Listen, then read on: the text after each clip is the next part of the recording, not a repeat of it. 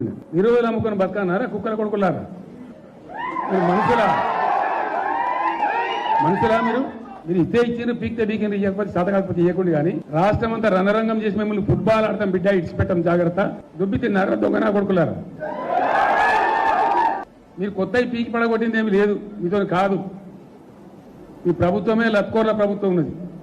అడ్డమైన మాటలు మాట్లాడి మీ లత్కోరు వాగ్దానాల వల్ల మీ తొత్తు పేపర్లు తప్ప నిజో తొత్తు పేపర్లు ఏదో రేపు బయట పడుతుంది. కొత్తది మీతోనే అవుతుందా పీక్తుందా, మీ శాతం అవుతుందా అంటే మీరు పక్కా చవటలు దద్దమ్మలు శాతగాని చవటలని అర్థమవుతా ఉంది.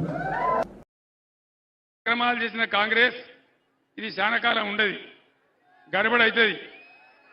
మళ్ళా వచ్చేది బీఆర్ఎస్ రాజ్యమే, డెఫినెట్ గా వస్తుంది. ప్రజల దీవెనతోని ప్రజల అండదండలతోని ఖచ్చితంగా మళ్ళా గవర్నమెంట్ బీఆర్ఎస్ వస్తుంది. అన్ని కూడా బ్రహ్మాండంగా చేసుకుంటాం, అన్ని రకాలుగా